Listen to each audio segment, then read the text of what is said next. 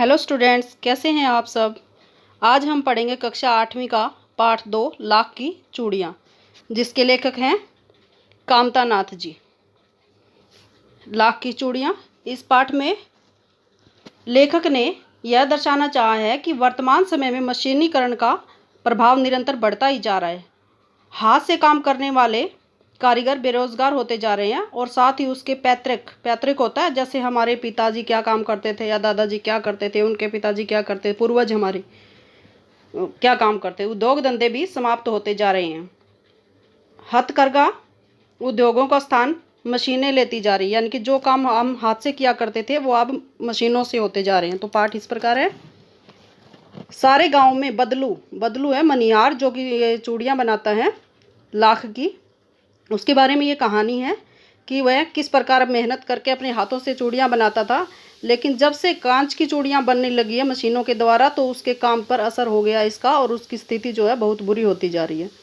सारे गांव में बदलू मुझे सबसे अच्छा आदमी लगा। लेखक कहता है कि मुझे जो बदलू है वो सबसे अच्छा आदमी लगा पूरे गांव में, क्योंकि वह मुझे सुंदर सुंदर लाख की गोलियां बनाकर देता था। बच्चा था लेखक, जब अपने मामा के गांव जाता था तो वह जो मनियार है उसको लाख को पिघलाने से वो बिल्कुल मोम की तरह हो जाता है और हम किसी भी शेप में उसको ढाल सकते हैं। तो उसकी गोलियां बना के देता था, जो बच्चों को बहुत पसंद थी, रंग बिरंगी। मुझे अपने मामा के गांव जाने का सबसे बड़ा चाव यही था कि जब मैं वहां से लौटता था तो मेरे पास ढेर सारी गोलियां होती, रंग बिरंगी गोलियां, जो किसी भी बच्चे का मन मोह लेती। वैसे तो मेरे मामा के गांव का होने के कारण मुझे बदलू को बदलू मामा कहना चाहिए, क्योंकि मामा के गांव में रहने वाले जो होते हैं उनको हम मामा ही कहते हैं, परंतु मैं उसे बदलू मामा ने कहकर बदलू काका कहा करता था। काका का मतलब यानी कि चाचा, जैसा कि गांव के सभी बच्चे उसे कहा करते थे, यानी कि गांव के बाकी बच्चे उनको काका कहते थे, तो मैं भी उनको बदलू काका ही कहने लगा। गांव के सभी बच्चे उसे कहा करते थे क्या, काका। बदलू का मकान कुछ ऊंचे पर बना था। मकान के सामने बड़ा सा सहन था, जिसमें एक पुराना नीम का वृक्ष लगा था। उसी के नीचे बैठकर बदलू अपना काम किया करता था। बगल में भट्टी दहकती रहती। भट्टी क्या होती है, जिसमें हम आग जलाते और आग के ऊपर जिसको लाख को गर्म किया जाता था, जिसमें वह लाख पिघलाया करता था। सामने एक लकड़ी की चौखट पड़ी थी, जिस पर लाख के मुलायम होने पर वह उसे सलाख के समान पतला करके चूड़ी का आकार देता। पास में 4-6 विभिन्न प्रकार की बेलन नुमा यानी कि बेलन के जैसी मुंगरियाँ, यानी कि गोल गोल लकड़ियाँ होती थी, रखी होती, जो आगे से कुछ पतली और पीछे से मोटी होती। आगे से पतली पीछे मोटी मतलब यानी कि चूड़ियों का साइज बनाने के लिए वो आगे से पतली होती थी, और जो बड़ा साइज बनाना है तो पीछे की मोटाई के ऊपर रखकर उसका साइज बना दिया जाता है। लाख की चूड़ी का आकार देकर वह उन्हें मुंगरियों पर चढ़ाकर गोल और चिकना बनाता, और तब एक एक कर पूरे हाथ की चूड़ियाँ बना चुकने के पश्चात वह उन पर रंग करता। बदलू यह कार्य सदा ही एक मचिया होता है, छोटी सी खाट पर बैठकर किया करता था, जो बहुत ही पुरानी थी। बगल में ही उसका हुक्का रहता। हुक्का है जैसे गांव में लोग हुक्का पीते हैं, जिसे वह बीच बीच में पीता रहता। गांव में मेरा दोपहर का समय अधिकतर बदलू के पास बीतता।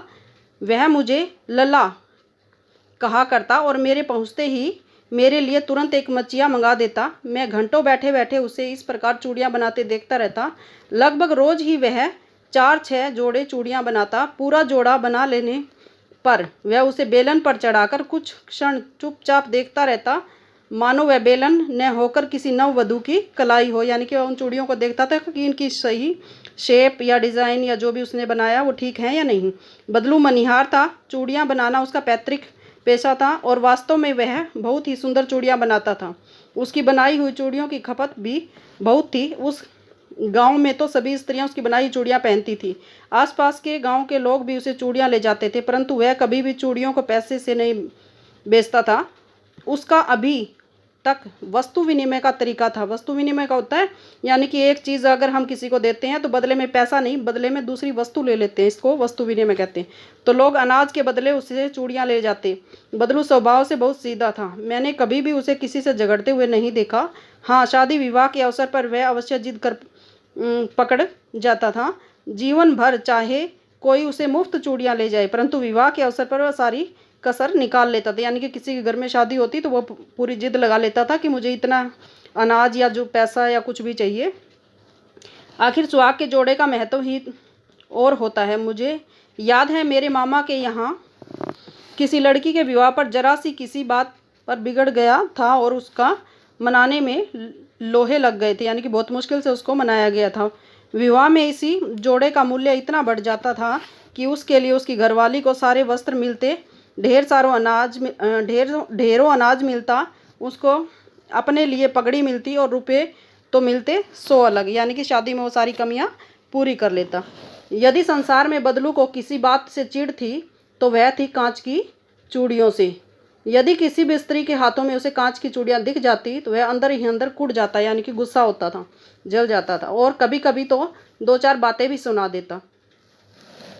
मुझसे तो वह घंटों बातें किया करता था। कभी मेरी पढ़ाई के बारे में पूछता, कभी मेरे घर के बारे में और कभी यूं ही शहर के जीवन के बारे में। मैं उससे कहता कि शहर में सब कांच की चूड़ियां पहनते हैं तो वह उत्तर देता, शहर की बात और है लला, वहाँ तो सभी कुछ होता है। वहाँ की औरतें अपने मर्द का हाथ पकड़कर सड़कों पर घूमती भी हैं और फिर उनकी कलाइयाँ नाजुक होती हैं ना, लाख की चूड़ियाँ पहने तो मोचने आ जाएगी। यानी कि वो कहता कि उनकी जो कलाइयाँ हैं वो मेरी चूड़ियों के लायक नहीं है। कभी कभी बदलू मेरी अच्छी खासी खातिर भी करता, यानी कि मेहमानबाजी करता। जिन दिनों उसकी गाय का दूध होता वह सदा मेरे लिए मलाई बचा कर रखता और आम की फसल में तो जब आम की फसल होती, पेड़ों पर आम ज़्यादा लग जाते तो मैं रोज़ ही उसके यहाँ से 2-4 आम खा आता। परंतु इन सब बातों के अतिरिक्त जिस कारण वह मुझे अच्छा लगता था वह यह था कि लगभग रोज़ ही वह मेरे लिए 1-2 गोलियाँ बना देता। मैं बहुधा हर गर्मी की छुट्टियों में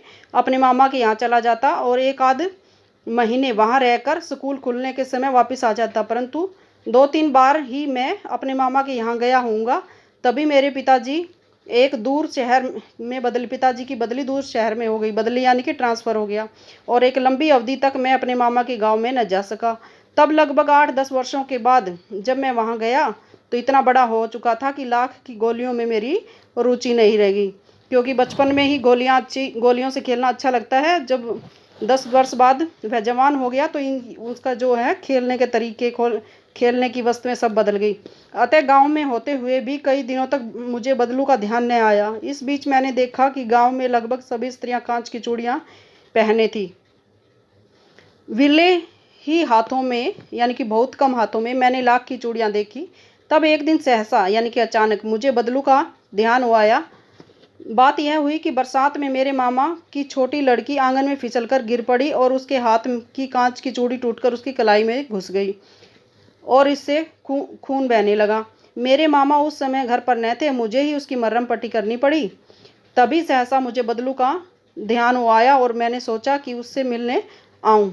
अतः शाम को मैं घूमते घूमते उसके घर चला गया। बदलू वहीं चबूतरे पर नीम के नीचे एक खाट पर लेटा हुआ था। नमस्ते बदलू काका, मैंने कहा। नमस्ते भैया, उसने मेरी नमस्ते का उत्तर दिया और उठकर खाट पर बैठ गया।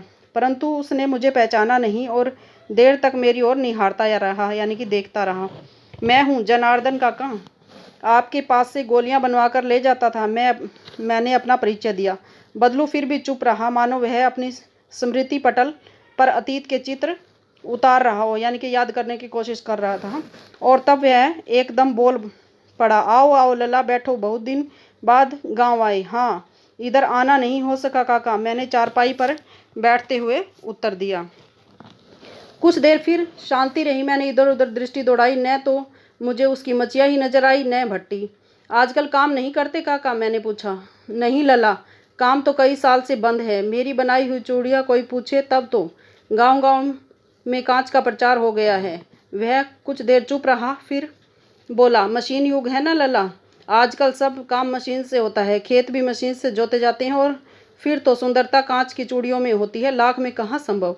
लेकिन कांच बड़ा खतरनाक होता है, बड़ी जल्दी टूट जाता है। मैंने कहा, नाजुक तो फिर होता है लला। कहते कहते उसे खांसी आ गई और वह देर तक खांसता रहा, यानी कि उसकी तबीयत खराब थी। मुझे लगा उसे दमा है। अवस्था के साथ साथ उसका शरीर ढल चुका था, यानी कि वो बुजुर्ग हो चुका था। उसके हाथों और उसके माथे पर नसें उभर आई थी, यानी कि कमज़ोर दिखाई दे रहा था। जाने कैसे मेरी शंका भाप ली और बोला, दमा नहीं है मुझे, फसली खांसी है, यानी कि मौसम के हिसाब से खांसी हो गई है। यही महीने 2 महीने में आ रही है 10-15 दिन में ठीक हो जाएगी। मैं चुप रहा। मुझे लगा कि उसके अंदर कोई बहुत बड़ी व्यथा छिपी हुई यानी कि दुख छिपा हुआ है। मैं देर तक सोचता रहा कि इस मशीन युग ने कितने हाथ काट दिए हैं।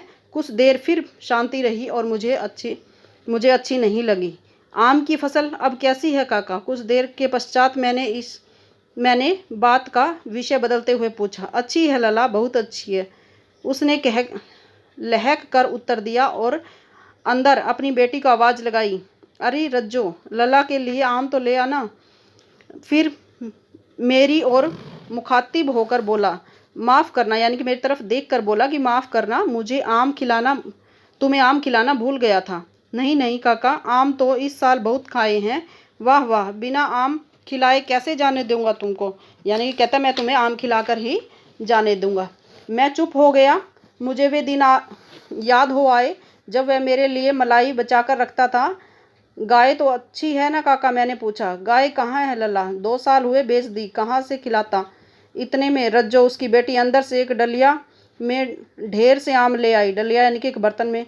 यह तो बहुत है काका, इतने कहाँ खा पाऊंगा। मैंने कहा। वाह वाह, वह हंस पड़ा। शहरी ठहरे ना, मैं तुम्हारी उम्र का था तो इसके चौगुने आम एक बखत में खा जाता था। आप लोगों की बात और है, मैंने उत्तर दिया। अच्छा बेटी, लला के को 4-5 आम छांट कर दो, सिंदूरी वाले देना। देख लला कैसे हैं, इस साल यह पेड़ तैयार हुआ है। रज्जो ने 4-5 आम अंजुली में लेकर मेरी ओर बढ़ा दिए। आम लेने के लिए मैंने हाथ बढ़ाया तो मेरी निगाह एक क्षण के लिए उसके हाथों पर ठिठक गई। गोरी गोरी कलाइयों पर लाख की चूड़ियाँ बहुत ही फब रही थी, यानी कि अच्छी लग रही थी, सुंदर लग रही थी। बदलू ने मेरी दृष्टि देख ली और बोल पड़ा, यही आखिरी जोड़ा बनाया है। जमींदार साहब की बेटी के विवाह पर 10 आने पैसे मुझको दे रहे थे। मैंने जोड़ा नहीं दिया, कहा शहर से ले आओ।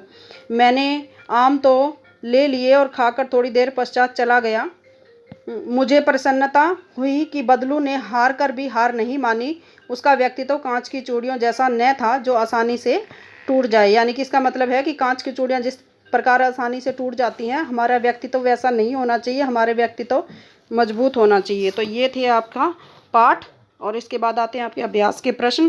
पहला प्रश्न है, बचपन में लेखक अपने मामा के गांव चाव से क्यों जाता था और बदलू को बदलू मामा ने कहकर बदलू काका क्यों कहता था? ये आपने पाठ में पढ़ा ही होगा, क्योंकि गांव के सारे बच्चे उनको बदलू काका कहते थे, इसलिए वो भी बदलू काका कहता था, मामा नहीं कहता था। प्रश्न नंबर 2 है, वस्तु विनिमय क्या है? विनिमय की प्रचलित पद्धति क्या है? वस्तु विनिमय, जैसे मैंने आपको बताया कि वस्तु के बदले वस्तु का लेन देन करना ही वस्तु विनिमय है। और आज की प्रचलित पद्धति जो है मुद्रा है, यानी कि पैसे देकर हम चीज़ खरीदते हैं। प्रश्न नंबर 3 है, मशीनी युग ने कितने हाथ काट दिए? इस पंक्ति में लेखक ने किस व्यथा की ओर संकेत किया? यानी कि जो लोग हाथ से काम करते थे अब उनका वो काम नहीं रहा, मशीनों से काम किया जाने लगा और इस तरह से वो लोग बेरोजगार हो गए हैं, दुखी हो गए, आर्थिक तंगी हो गई है। इसके बाद आता है प्रश्न नंबर आपका 4, बदलू के मन में ऐसी कौन सी व्यथा थी जो लेखक से छिपी न रह सकी? तो मशीनी कांच की चूड़ियों के चलन बढ़ जाने से बदलू की लाख की चूड़ियाँ अब कोई नहीं खरीदता था। इस कारण उसकी चूड़ियों का काम बंद हो गया था और उसकी आर्थिक स्थिति खराब हो गई थी और यही सब लेखक को पता चल गया। प्रश्न नंबर 5 है, मशीनी युग के बदलने से मशीनी युग से बदलू के जीवन में क्या बदलाव आए? क्या बदलाव आए? यानी कि वो उसका काम धंधा बंद हो गया, आर्थिक स्थिति खराब हो गई और उसकी लाख की चूड़ियों का स्थान अब मशीनी युग की वजह से कंच की चूड़ियों ने ले लिया था। तो वह बहुत परेशान था, उसका जो पैतृक काम था वो अब बंद हो गया। तो ये थे आपके प्रश्न। उम्मीद करती हूँ कि आप सबको पसंद आए होंगे, समझ आ गए होंगे। और कितने प्रश्न आपको समझ आए नहीं आए कमेंट बॉक्स में कमेंट करके बताइएगा। और अगली वीडियो के लिए लाइक और सब्सक्राइब करना मत भूलिए। धन्यवाद।